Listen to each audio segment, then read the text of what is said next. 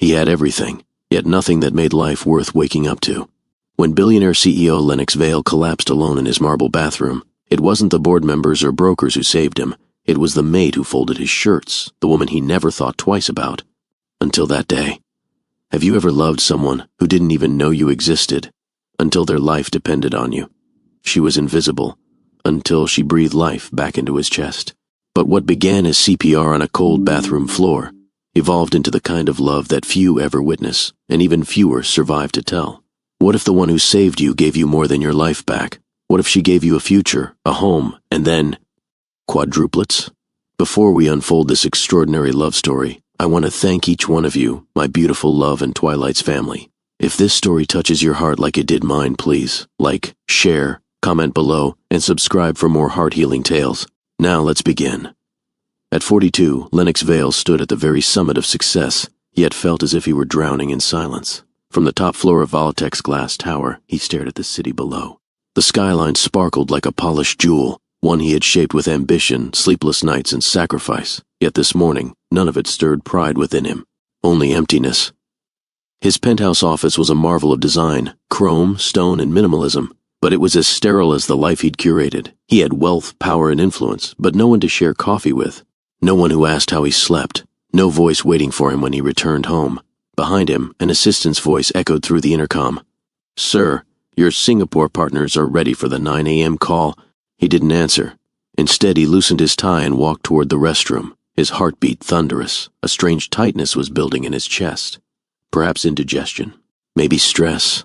But this wasn't normal. The moment he reached the bathroom, the world lurched. A piercing bolt shot across his chest. Lennox staggered forward, gripping the counter. His reflection blurred. Every breath came harder than the last. His knees buckled. The cold marble met his back as he slid downward. His head hit the floor with a soft thud. Silence. Then, the sound of footsteps. Keys clattered. A gasp sliced through the quiet. "Mr. Vale." It was Marisol, the woman who quietly arrived each day with groceries. The one who never spoke unless spoken to.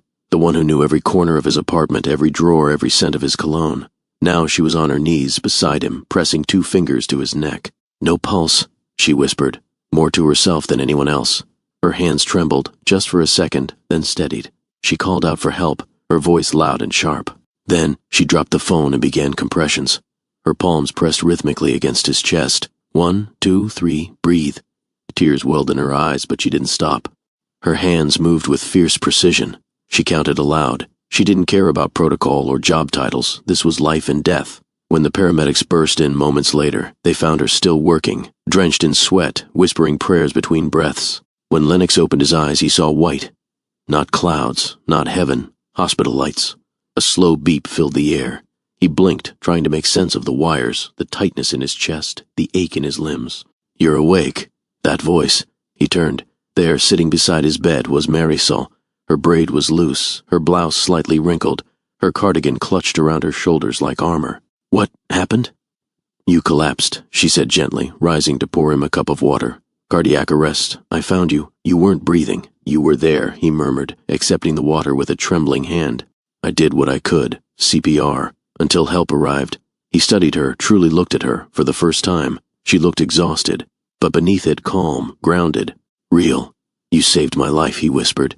She didn't need to finish. The truth hung between them. He should have died. But this woman, who folded his sheets, who watered his plants, had pulled him back from the edge. That night, long after the hospital grew quiet, Lennox lay awake. He wasn't thinking about stocks, meetings, or mergers. He thought about hands pressing against his chest. About a woman who didn't panic, who didn't hesitate to breathe life into a man who rarely gave her a second glance. Why did she save me? He didn't sleep.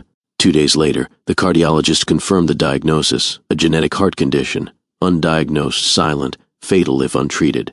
He'd need to adjust his life. Medication, diet, and most of all, stress management, which for a CEO was another way of saying stop being who you are. He was discharged into the care of a private nurse, but it was Marisol who welcomed him home. She didn't ask questions. She didn't offer pity. She simply made soup and opened the windows to let in light. His penthouse, once cold and architectural, now felt foreign. It wasn't a home. It was a shrine to ambition. Lennox sat on the edge of his bed that evening, the skyline stretching beyond the windows. He looked at his phone. 37 missed calls. half a dozen unread contracts, and a dozen emails flagged urgent. He put the phone down. Instead, he wandered into the kitchen. Marisol was humming, a soft, unfamiliar melody. She turned, startled to see him. "Sorry, I didn't hear you." "That song," he said. "What is it?" She smiled. "A lullaby. My grandmother used to sing it when I was little." Lennox leaned against the wall, watching her stir a pot on the stove. There was something deeply human in her presence, a calmness he hadn't known he needed. "I've never heard it before. It's old," she replied. "From my village in Veracruz." He hesitated. "Would you sit with me?" She blinked. "Of course." He pulled out a chair at the small breakfast table. When she brought him a bowl, he waited until she sat too. They ate in silence at first. Then, slowly, she told him about her family. 2 younger siblings she helped raise after her parents passed. How she'd once dreamed of becoming a therapist. How life had redirected her path. And he told her things he'd never told anyone. About his father, cold, transactional. About the company, how it consumed everything. About the loneliness no amount of power could fill. When she laughed, he felt the sound warm something deep inside him. When she listened, he felt heard for the first time. He looked at her, and for once, he didn't see Steph. He saw her. Marisol Lennox woke the next morning to the smell of cinnamon and honey. For a moment, he thought he was dreaming. Then he heard the clinking of plates, the faint scrape of a chair being moved in the kitchen. He sat up slowly, the pressure in his chest now dulled into an ache, a reminder of how close he'd come to the edge. As he stepped out of the bedroom, he found Marisol at the kitchen counter, quietly pouring tea into a handmade ceramic cup. Her hair was still damp from an early shower, pulled back loosely. She wore a soft knit sweater and gray slacks, neat, practical, and serene. "You're up early," she said without turning. "I smelled something sweet." She looked over her shoulder. "It's pan dulce, my grandmother's recipe." He watched her set out 2 plates, each with a warm golden bun dusted lightly with sugar. She added a small bowl of sliced fruit and a dish of honey. "Sit," she said softly. "You need to eat." He sat across from her, watching her as she sliced a strawberry with graceful ease. "You didn't have to do all this." Marisol shrugged. "Old habits. My mother always said care starts in the kitchen." They ate in silence again, but this time it wasn't uncomfortable. It was peaceful, unforced. As he chewed, Lennox realized he couldn't remember the last time someone made breakfast for him, simply because they cared. Not for a meeting, not for a pitch, not as a power play, but as a quiet act of kindness. "I never noticed you humming before," he said after a while. "I usually don't when people are home." He took a sip of tea. "How long have you worked here?" 3 years. His brow furrowed. "That long?" She gave a small, amused smile. "Yes, Mr. Vale." He winced. "Lennox." Marisol hesitated, then nodded. "Lennox." There it was again. That shift. Something invisible but undeniable. Later that day, a nurse from the agency arrived to check his vitals and go over post-discharge protocols. Marisol stood quietly in the hallway, giving them space. Yet whenever he turned his head, she was there. A shadow of reassurance, a steady presence. When the nurse left, Lennox asked her, "Why didn't you leave when I was in the hospital? Most people would have taken the time off." She looked down at the rug beneath her feet. "You needed someone to come home to." Those words lingered in the air. Not because they were grand or dramatic, but because they were true. That evening, he found himself standing outside her guest room, hesitating. "Marisol?" he called softly. The door opened a crack. "Yes?" He cleared his throat. "Would you join me for tea? Just, if you're not too tired." A pause. Then the door opened wider. "I'd like that." They sat in the living room, the city lights twinkling beyond the windows. She curled her legs beneath her on the sofa, holding her mug with both hands. "Do you ever miss it?" he asked. "Your hometown?" "Every day," she said. "But missing it reminds me of why I left, so my siblings could finish school, so they could have chances I didn't." He nodded, eyes fixed on the skyline. "You're the strongest person I've met." She laughed softly. "You don't know me well enough to say that. I know enough." She looked at him, something soft flickering in her eyes. "Most people only see what I do," she said. "Not who I am." "Not anymore," he replied. "I see you, Marisol." The words landed like a pebble in still water, rippling, sinking, reshaping everything around them. The next morning, Lennox rose with a strange lightness in his chest. He wandered into the kitchen and found a note beside a covered plate. "Rest. Take your meds. Don't forget the 10 a.m. appointment. M." He smiled. There was something oddly soothing in her handwriting, rounded, deliberate, full of care. When she returned later that afternoon, she was humming again. This time he didn't interrupt. He just stood there, watching her from the hallway as she chopped vegetables with fluid grace. She paused mid-chop. "You're staring." "I know. Why?" "Because I've lived in this penthouse for 8 years, and it's never felt like a home. Until now." Over the next week, routine took on a rhythm Lennox hadn't expected. They had breakfast together. She reminded him to rest. He asked about her family. She told him about her brother, who wanted to be an architect, and her sister, who sang in her church choir. He learned her favorite color was seafoam green. She learned he had a secret love for 1970s jazz. He realized he laughed more when she was around. She realized he was far lonelier than he let on. One night, after dinner, Lennox found her in the den, folding laundry she had insisted didn't need to be sent out. "You don't have to do that," he said from the doorway. "I know. Why are you?" She folded a shirt and placed it on the pile. "Because care doesn't always ask for permission." He stepped closer. "That's what you do, isn't it? You take care of people." She nodded. "That's what I've always done. Who takes care of you?" She looked up. "No one, really." Lennox didn't know what to say, so he said the only thing that felt honest. "I'd like to."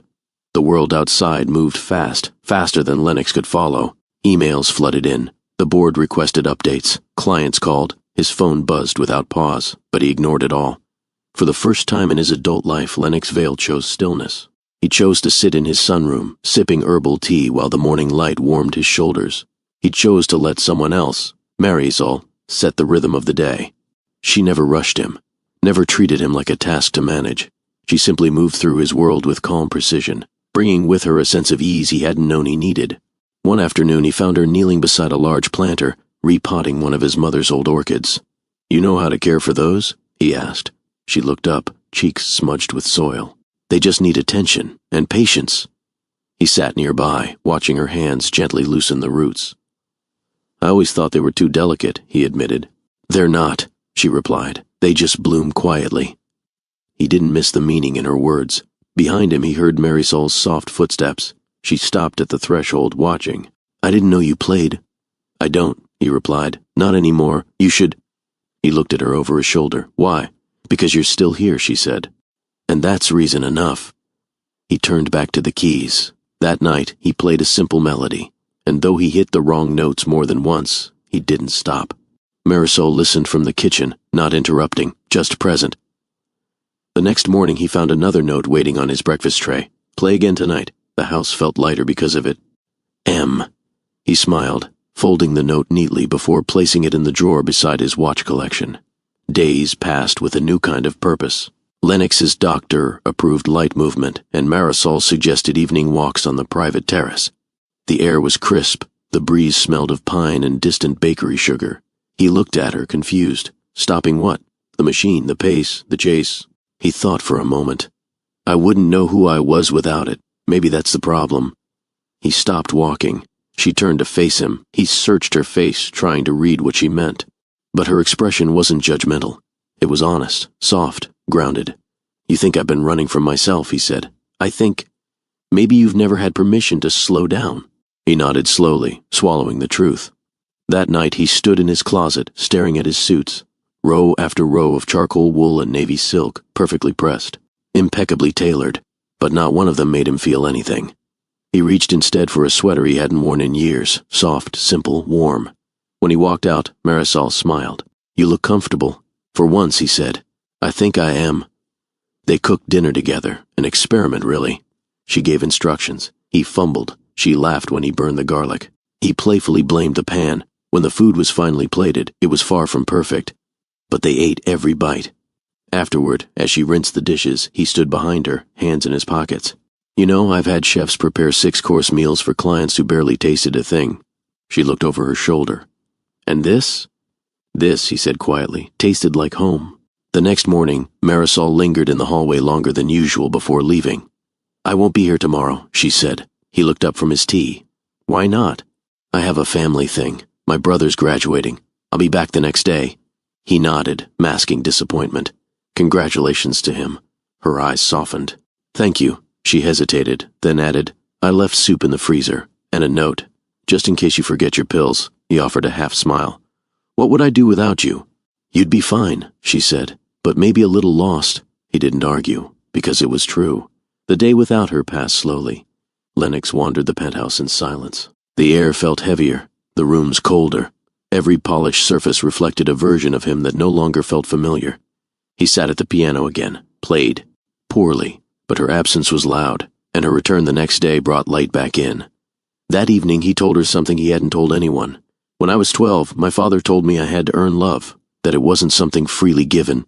Marisol looked at him, eyes wide with quiet sorrow. He continued, I believed him, so I spent the next 30 years trying to earn it, from teachers, from clients, from people who never truly knew me. She stepped closer. You don't have to earn it from me. He looked at her, uncertain. I see who you are, she said, and you are enough. It began with a song. Marisol wasn't trying to impress anyone. She wasn't even aware he was near. She was in the kitchen again, humming softly while peeling plantains for dinner. The melody floated through the hall, gentle, wordless, healing. Lennox stood quietly at the doorway. She hadn't seen him yet. Her voice, raw and untrained, was light as air, yet it wrapped around him, anchoring something in his soul that had been adrift for years. You sing, he said finally, his voice barely above a whisper. Marisol turned quickly, eyes widening. I didn't know you were there. He stepped inside.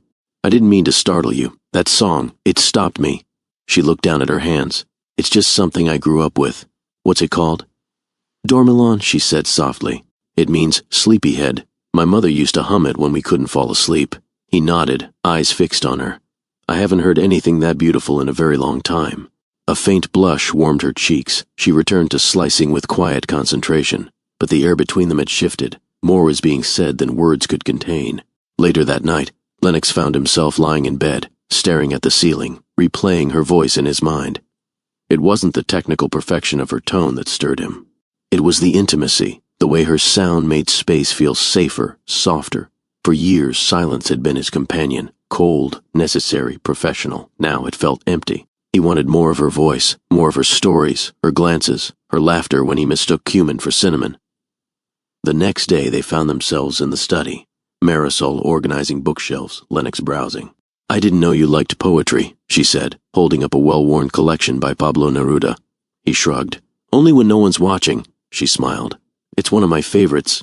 He hesitated. Would you read me something? She blinked. Now. Now. Marisol opened the book and turned to a marked page. Her voice again was untrained, but her cadence was rich with meaning. I want to do with you what spring does with the cherry trees. She stopped. Lennox met her gaze, his eyes unreadable. Why that one? She closed the book. Because it reminds me that love doesn't always come loudly. Sometimes it just blooms quietly, like spring. They didn't speak of the moment again, but it lingered, in the way she brushed past him in the hall, slowly, in the way he noticed when she wasn't near. That weekend he found her on the terrace sipping warm tea and watching the sky change colors. He joined her wordlessly. For a while, neither of them spoke. Then she said, Do you ever wonder what people see when they look at you? He turned his head toward her. Often. And what do you think they see? He paused. Control, confidence, success. He hesitated. Then, someone still learning how to be human. She smiled faintly. You're doing better than you think. They began taking short evening drives, windows down, music low, no destination in mind. One night, while parked at a quiet overlook above the city, Marisol leaned her head back, looking at the stars. I used to wish on them as a child, she murmured. I thought if I asked nicely, they'd listen. What did you wish for? She didn't answer immediately. Then, to be seen, to be loved back. Lennox was quiet. Then he said, I see you now. The next morning, Marisol arrived later than usual. She apologized. Her bus had broken down. Lennox frowned. You don't drive? I used to, she said, setting her things down. But I sold my car years ago. Too expensive to maintain. He said nothing. But that afternoon, she found a card on her bedside table with a set of keys beside it. She opened it. For every morning you showed up for me. This is just one way to help you arrive easier. She stood in the doorway of his office, card in hand. I can't accept this. You already have, he said gently. Her voice wavered. Why are you doing this? He looked up straight into her eyes. Because you've made me feel more alive in 2 months than I have in the last 20 years. That evening, she stayed longer than usual. They sat on the floor of the living room, a photo album spread between them. He showed her pictures of himself as a child, rare, awkward images of a boy with a stiff tie and a longing expression. This one, he said, pointing at a birthday party picture. I was turning 10. There were 50 guests. Not one of them stayed past the cake. Marisol's eyes welled slightly. You looked so small. She reached out, gently tracing the edge of the photo with her thumb. You were always trying to prove something, she said. He nodded. And now, for the first time, I don't feel like I have to. They sat in silence. Then she looked up at him, tears catching the edges of her lashes.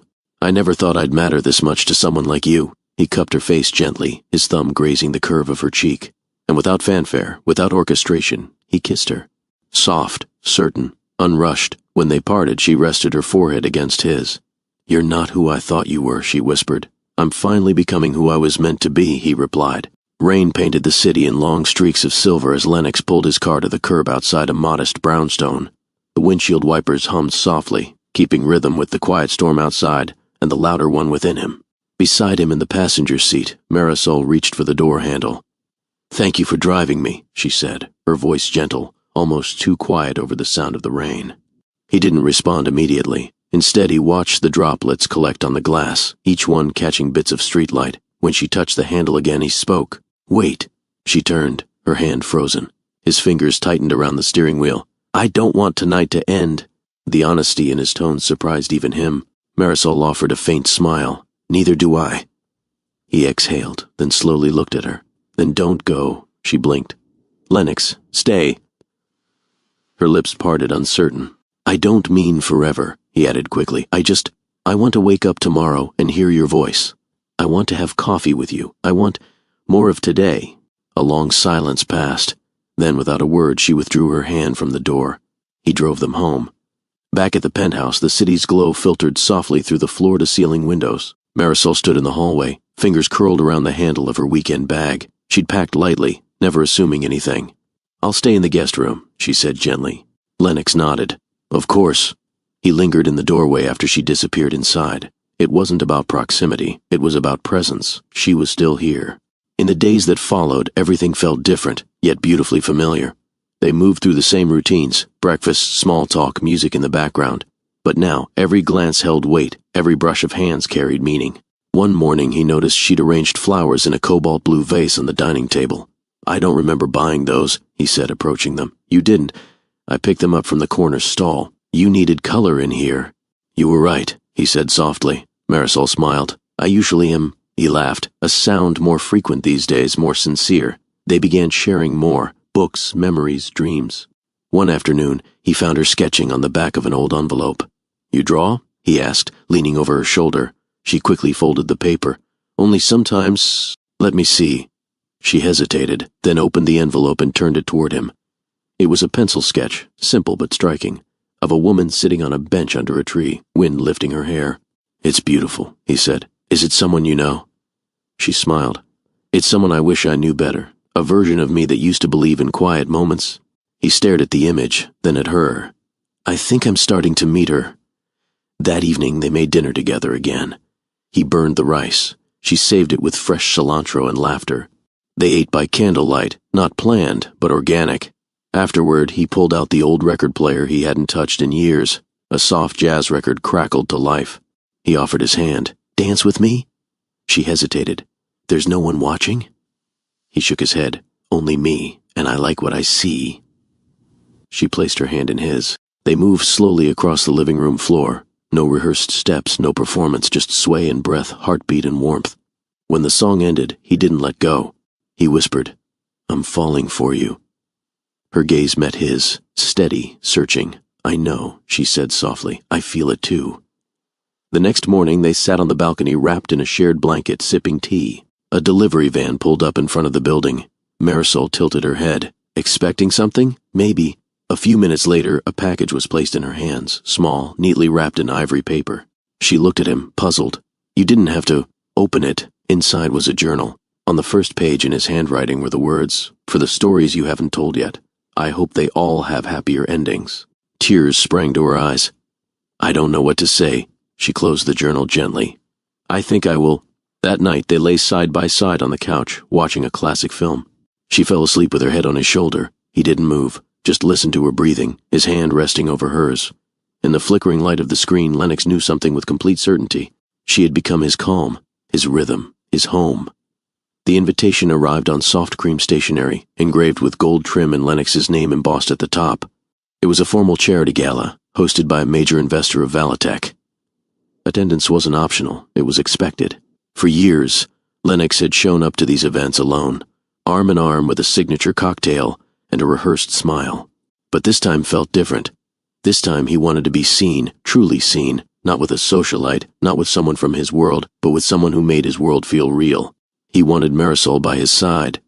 When he handed her the invitation over breakfast, her first reaction was silence. Then she looked up slowly. "You want me to come with you?" "Yes, as your—" He didn't flinch. "As someone who matters." She looked down at her teacup, fingers gently circling the rim. "Lennox, I don't have anything to wear to something like this." He reached into his jacket and pulled out a simple card. "This is for you. No pressure. Just find something you feel beautiful in." Her brows lifted. "I don't need you to dress me." "I know," he said softly. "You already have everything you need. I just want to see you shine." The night of the event arrived. Lennox stood by the window, buttoning his cufflinks, trying to focus. But the moment he heard her heels in the hallway, everything else blurred. She stepped into the room wearing a soft blue gown that floated around her like mist. Her hair was swept to one side, revealing a delicate line of her collarbone. Simple earrings, no makeup but a natural glow that stopped time. He stared. You look—" Words caught in his throat. She smiled nervously. "Is it too much?" "It's perfect," he said, breathless. "You're perfect." At the gala, all eyes turned when they entered, but he didn't care. Marisol walked beside him, calm and graceful, nodding politely at unfamiliar faces. She didn't pretend to be someone else. She didn't force small talk. She was simply herself, and that made her unforgettable. A few whispered, a few stared. But Lennox kept his hand at the small of her back, steady and sure. At one point during the evening, an investor leaned in and asked, "New consultant?" "No," Lennox replied without missing a beat. "She's someone far more important." The man raised a brow. Lennox didn't explain further. He didn't need to. "I should clean up," Marisol said, moving toward the kitchen. She stopped. He took a step closer. "Not tonight." Their eyes met, so much unsaid passing between them. "Then what should I do?" she whispered. He brushed a strand of hair behind her ear. "Just stay." And she did.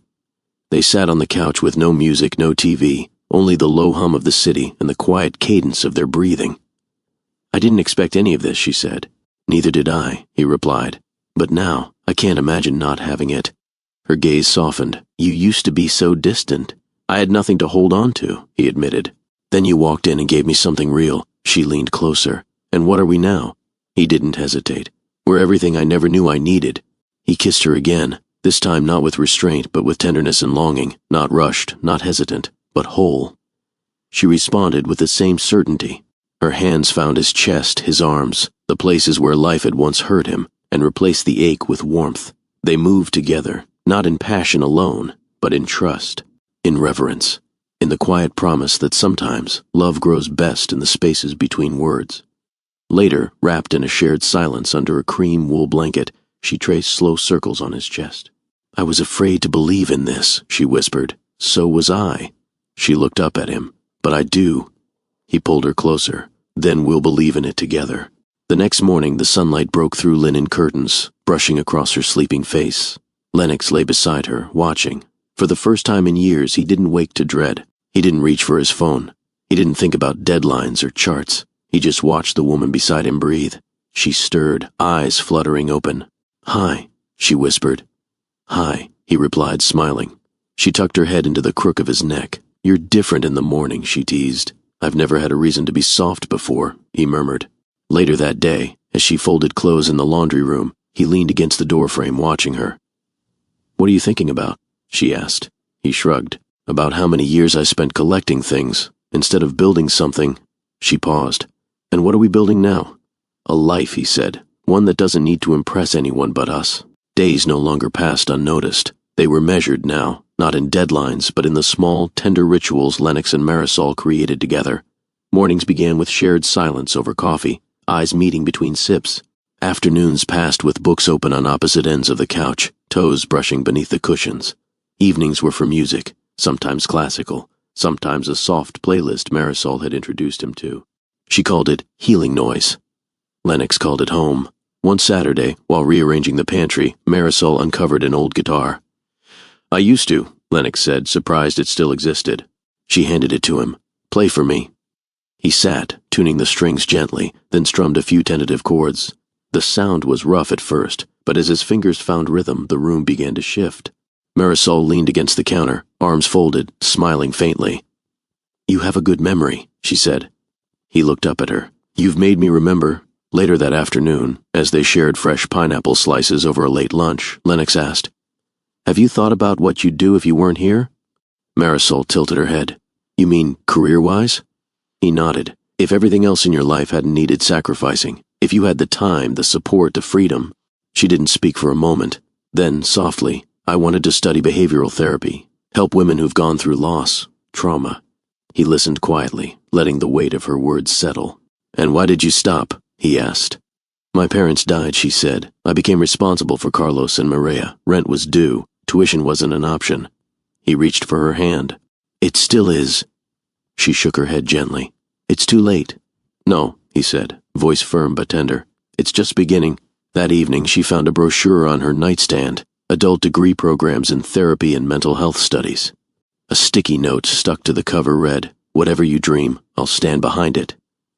She stared at it for a long time, her fingers trembling just slightly. As fall settled over the city, the air grew crisp. Trees along the avenue blushed red and orange. Lennox and Marisol began taking long walks beneath golden skies. On one such walk, she paused by a storefront with a display of children's books. She smiled, eyes distant. "I used to imagine reading stories to a child at bedtime," she said. A little voice asking for just one more. Lennox turned to her. "You never told me you wanted kids." She gave a small shrug. "I was told I might never have them, years ago, after my illness. It's something I've tried not to hope for." He was silent, not because the thought frightened him, but because it didn't. "I always thought I wouldn't make a good father," he said finally. "I didn't have a model." "You don't need a model," she whispered. "You need heart." He looked at her, and without hesitation said, "Then I'd want that, with you." Her eyes searched his. "Are you sure?" He took both her hands. "I've never been more sure of anything." They didn't speak about it again for a few weeks, but the idea lingered. It colored their conversations, softened their laughter, and added something unspoken to every touch. They visited the farmer's market together one Saturday, choosing ingredients for a soup Marisol wanted to make from her childhood. While she debated between two varieties of squash, Lennox noticed her pause, placing a hand over her lower abdomen. "You all right?" he asked. She nodded, but her brow was furrowed. "Just a bit dizzy." Later she attributed it to fatigue. But it happened again the next day, this time accompanied by nausea. That evening, she stood in the hallway near the laundry room, her hands buried deep in her pockets. "I don't want to panic," she said quietly. Lennox looked up from the sofa. "Talk to me." She walked over slowly. "I found one of the tests, from that grocery run you made weeks ago, the just-in-case one." His heart skipped. "And?" She hesitated, then reached into her cardigan pocket. She handed it to him, face down. He turned it over. 2 lines. He stared at them, unable to breathe. "I took 2 more," she said. Same result. For a full minute, neither of them spoke. Then Lennox sat forward, elbows on his knees, test still in hand. "You're pregnant?" She nodded. He ran a hand through his hair, then looked up, eyes wide and wet. Her eyes shimmered. "It looks that way." He covered his face with his palms and laughed, a deep, stunned, joy-soaked sound. Then he stood, crossed the room, and pulled her into a tight embrace. "You gave me life once," he whispered. "Now you're giving it again." Later that night they lay curled up in bed, her head against his chest. "I don't want to get ahead of myself," she murmured. "We don't know what will happen. My body—" He kissed her hair gently. "Whatever happens, we'll walk through it together. I don't want to break your heart. You already put it back together," he replied. "You're the only one I trust with it now." Marisol stood at the sink the next morning, quietly slicing oranges. Outside, the sky was soft with early clouds, and birds danced between rooftops as if they sensed something new was about to begin. Lennox entered the kitchen, freshly showered, coffee mug in hand. He watched her silently for a moment. There was a different energy about her now, gentle, guarded, and quietly protective. She placed a plate of sliced fruit on the table and offered a soft smile. "You slept through the alarm." "I heard it," he replied, "but I didn't want to wake up." She raised an eyebrow. "I just wanted to stay in that moment," he added, "where you were beside me, where the world was still quiet." She didn't reply, but her hand brushed his shoulder as she passed. Later that day, they sat together in the sunroom, Surrounded by books neither of them were reading, Marisol stared out the window, fingers gently grazing the curve of her belly. "I haven't let myself think about this in years," she said. "Think about what? Being a mother." Her voice was steady, but he heard the weight beneath it. "I buried that part of myself when the doctor said it was unlikely," she continued. "I told myself it didn't matter, that I could still have purpose, Joy, even without children." She looked at him, but I never stopped wondering. Lennox reached for her hand. "You don't have to wonder anymore, but what if—" He cut her off gently. "We're not going to live in fear, we're going to live in hope. For once, let's let that be enough." She didn't respond right away. Then she nodded, slowly, holding his gaze. They scheduled their first doctor's appointment 2 days later. The clinic was small and private, recommended by a close friend of his who had become a father the previous year. Lennox insisted on going with her. He cleared his schedule without hesitation. As they sat in the waiting room, Marisol kept one hand pressed lightly against her stomach. Lennox noticed, his eyes drifting between her face and the clipboard she pretended to be reading. "You're nervous," he said softly. "Terrified," she admitted. He placed his hand over hers. "You don't have to be brave for me." She looked at him with quiet gratitude. "But I want to be." Inside the exam room, time moved in fragments. The hum of equipment, the shuffle of the technician's gloves, the cold touch of gel against skin. Lennox held her hand the entire time, his thumb brushing across her knuckles. They watched the monitor together, both barely breathing. The room was silent. Then came the faint, unmistakable rhythm, a heartbeat, then another, then another, and another. The technician glanced at them, a faint smile on her lips. "Well, you're not imagining things." Lennox blinked. "Wait, how many?" "4, she said calmly. 4 strong heartbeats." Marisol's eyes welled instantly. Lennox sat back, stunned. "Quadruplets?" he echoed. The technician nodded, adjusting the monitor for clarity. Each developing right on track. Back in the car, they sat in silence. It wasn't shock. It was something else, something too big to name. He turned to her, wide-eyed. 4, Marisol, 4. She let out a breath that sounded like laughter and disbelief all at once. "I don't even know how to hold that." He reached over and took her face in both hands, brushing away a tear before it could fall. "You're holding it already," he whispered. "You're amazing." Her shoulders shook with a sob she didn't try to stop. "I'm scared." "So am I," he said. "But I'm also more in love with you than I ever thought possible." She buried her face into his chest. "What if I can't do this? You already are." That night they lay awake, watching the ceiling. She traced little invisible shapes with her finger across his bare shoulder. "Will you still want me when I'm swollen and tired and irritated with you for breathing too loud?" she whispered. He smiled. "More than ever. And when I cry over nothing, and I hate the way I look?" "I'll tell you the truth," he murmured. "That you're beautiful, and brave, and the best thing that's ever happened to me." She turned her face toward him. "You make it sound easy. It won't be. But I'll be here, for every part." The next morning, Lennox rearranged his schedule. He told his executive assistant, without apology, that he would no longer be available after 5 p.m. on weekdays. He moved the guest room furniture into storage. He made space. In the nursery-to-be, he painted the walls a soft ivory while Marisol sat cross-legged in the doorway, laughing at his technique and guiding his strokes. "You're heavy-handed," she teased. "I'm precise. You missed a whole corner." He looked over his shoulder, grinning. "You mean the one I was saving for you?" She stood and picked up the brush. Together, they painted. Later, as she stood at the sink rinsing their dinner plates, Lennox approached from behind, arms wrapping around her waist. "Today felt real," he said. She leaned back against him. "It is real." He kissed the nape of her neck. "So tell me, how does it feel? 4 little heartbeats inside you?" She closed her eyes. "Like I'm carrying the whole universe." He smiled into her hair. "And I'll spend the rest of my life protecting it."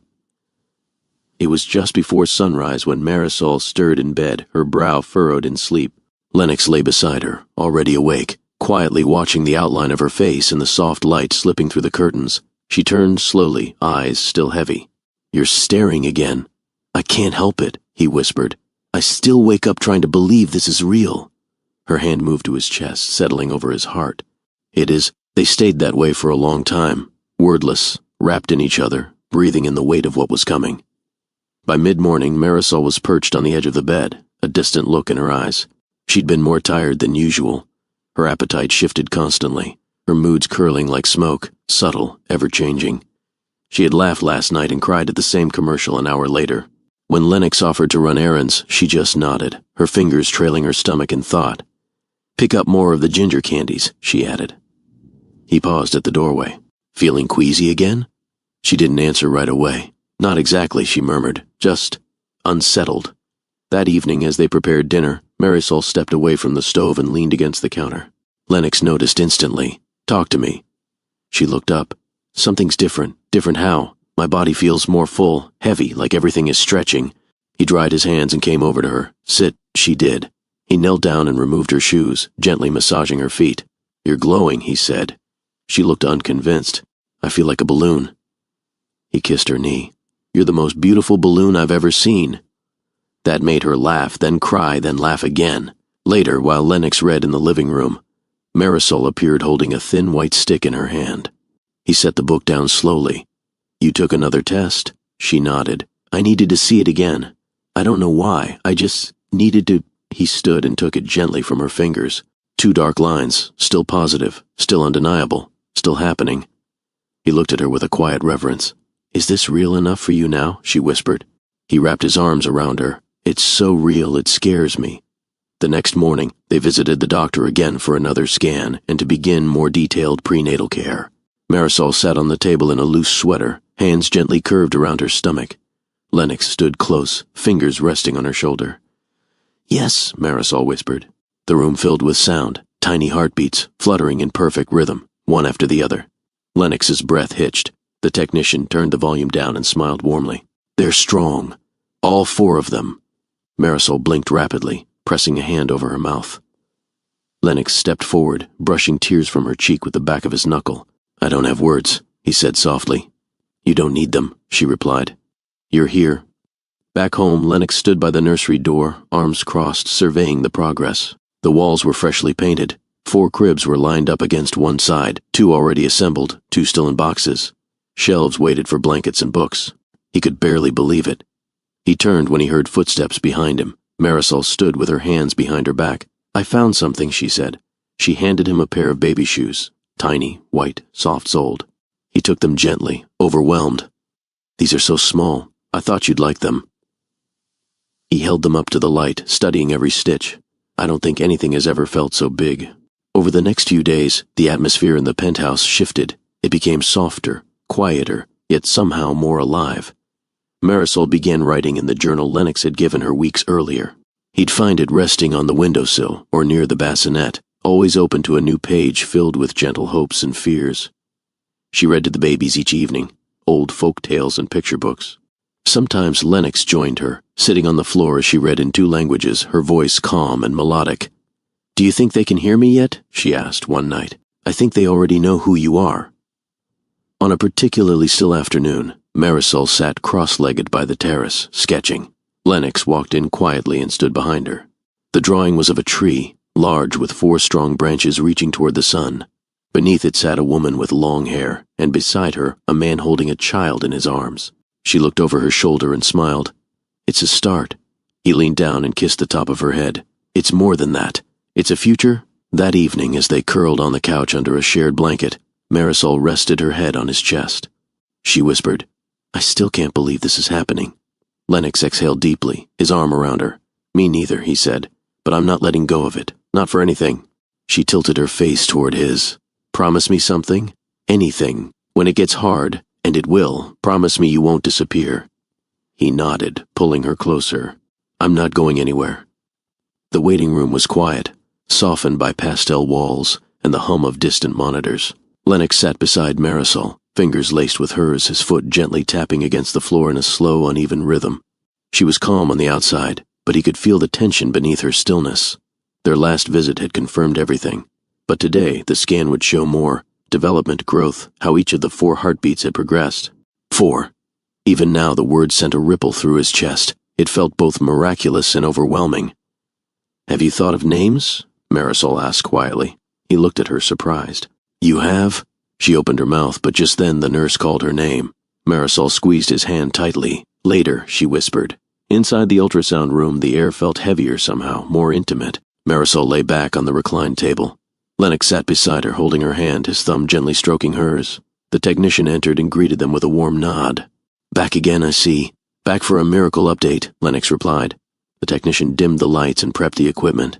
As the gel spread across Marisol's stomach, Lennox leaned in closer, unable to take his eyes off the monitor. The screen came to life, first a soft blur, then movement. Marisol exhaled slowly, a hand resting over her chest. Here's baby 2, looking active. Then a third heartbeat appeared, fluttering in perfect rhythm. And baby 3, nice and steady. The final image came into view. Baby 4, the technician said, and all 4 are holding up beautifully. Marisol turned her head toward Lennox, who had gone still. His eyes were locked on the screen, his jaw set, but his expression was soft, utterly undone. He brought her hand to his lips and kissed it once. You're doing this, he whispered. She smiled faintly. We're doing this. Back in the car they sat quietly. The city moved on around them. Cars honked, people passed by with phones in hand, but inside their world everything was still. 4 babies, not just a concept anymore, not just faint flutters on a screen. They were real, measurable, growing, full of life. Lennox looked over at her, then reached into the back seat and pulled out a small gift bag. What's this? She asked, surprised. He shrugged. Something I picked up last week. I was waiting for the right moment. Inside was a tiny gray onesie with the words made from love embroidered across the chest. Marisol pressed it to her heart, eyes filling. I don't even have words. You don't need words, he said, reaching for her face. You've given me everything already. That weekend, they started preparing in earnest. The nursery was no longer a vague idea. It became a blueprint in motion. Lennox converted his former office into a second nursery space. They painted walls in soft tones, sage and warm ivory in one room, lavender and dusty blue in the other. 4 cribs were ordered, 4 sets of bedding, 4 mobiles, 4 rocking chairs. He read articles late into the night, subscribed to newsletters, spoke with a pediatric consultant via video call. Marisol watched him silently as he scribbled notes one night, glasses perched on the tip of his nose. You're nesting, she teased. I'm preparing. She leaned over the back of his chair. It's adorable. He looked up.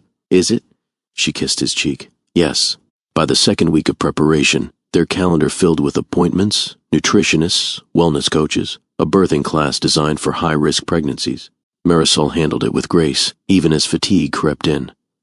Lennox was there for every moment, handing her water, propping pillows under her feet, adjusting meal plans, massaging her shoulders during evening stretches.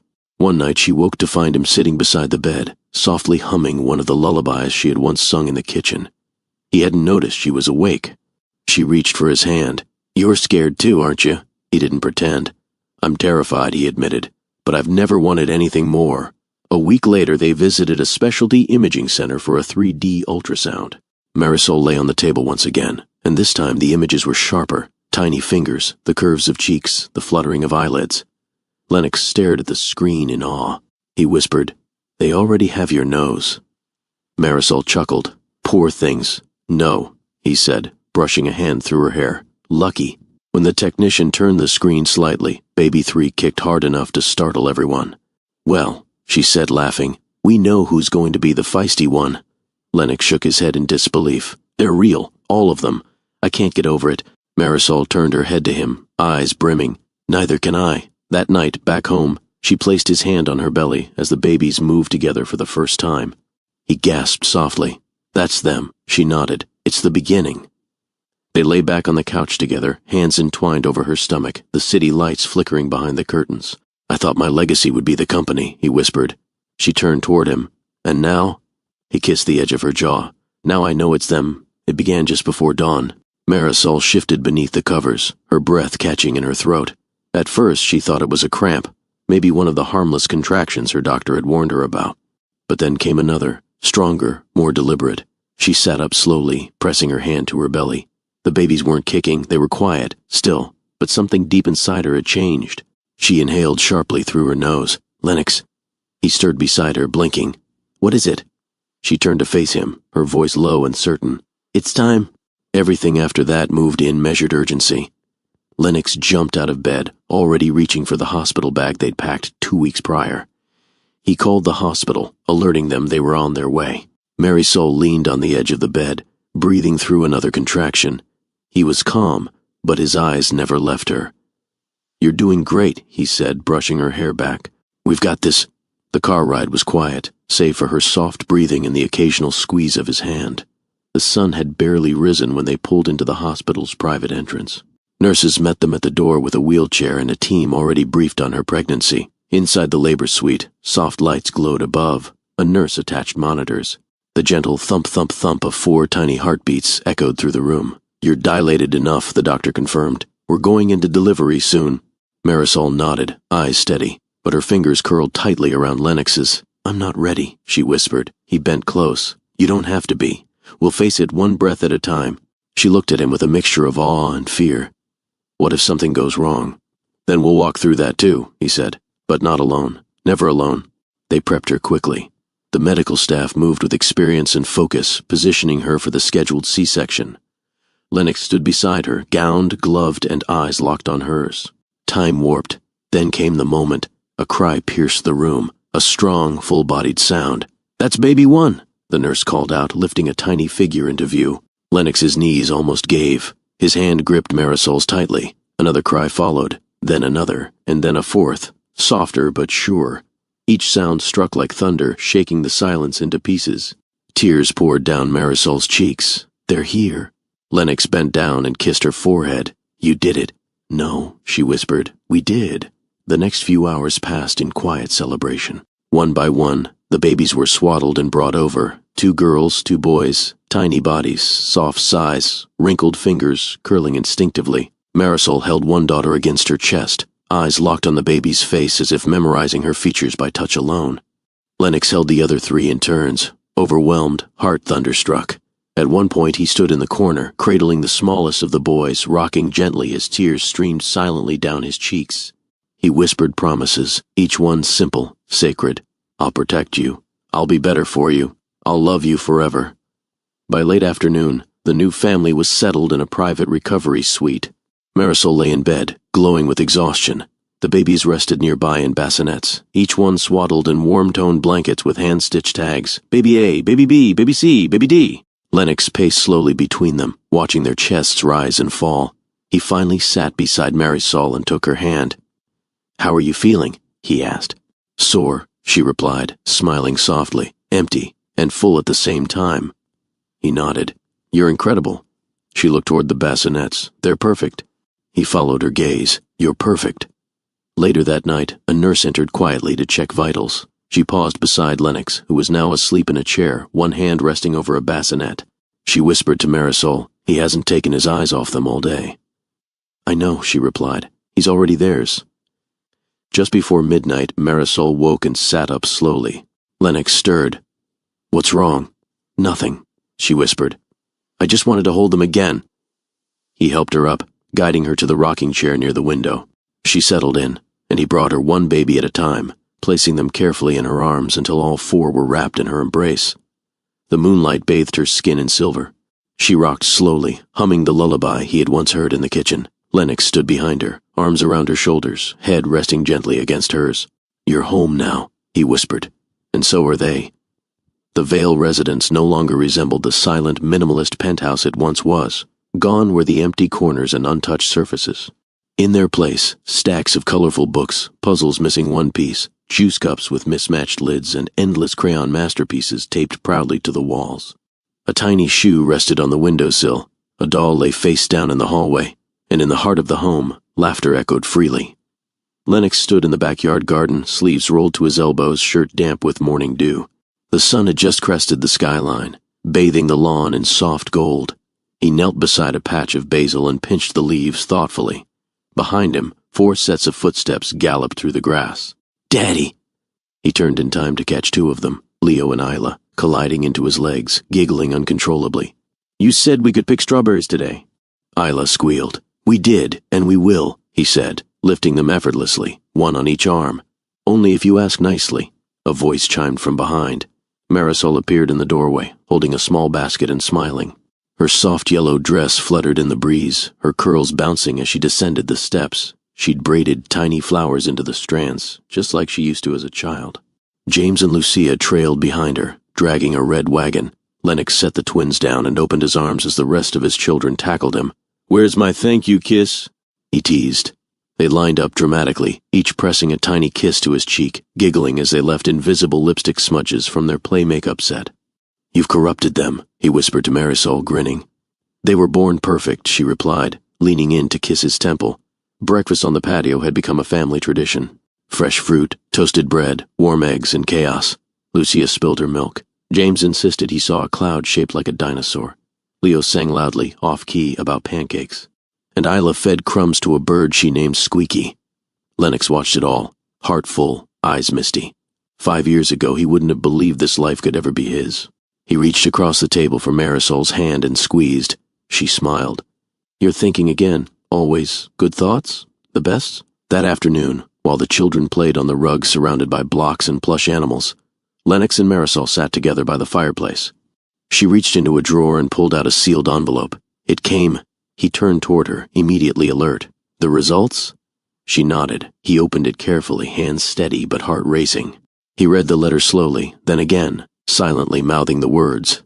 "You did it," he said. Marisol nodded, lips trembling. "I passed. You're certified." "I'm a therapist. You earned this," he whispered. "You gave everything to everyone else, and now you finally gave something to yourself. You made me believe I could again," she said. "No," he said, pulling back to look at her. "You believed first.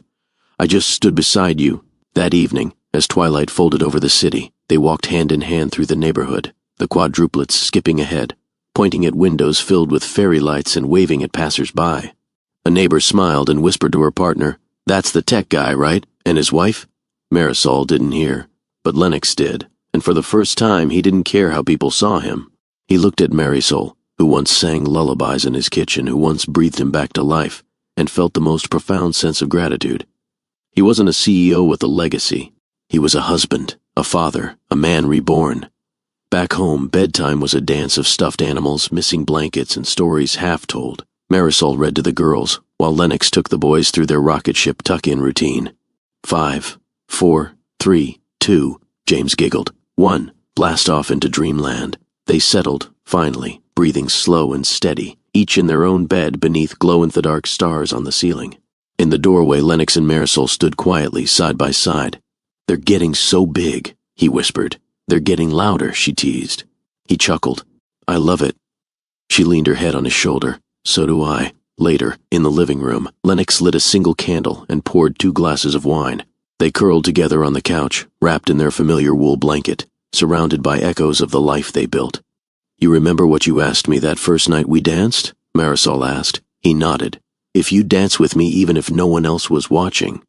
"Well," she said, lifting her glass, "they've all been watching now." They toasted, not to the past, not to what they overcame, but to the now, to the messy floors and laughter-soaked walls, to 4 children who arrived when hope seemed distant, to love that healed what power never could, to a woman who once saved a man and then showed him how to live. Sometimes life begins the moment everything else nearly ends. Lennox Vale, a man once defined by silence and spreadsheets, found his pulse in the hands of a woman he never truly saw, until she saved him.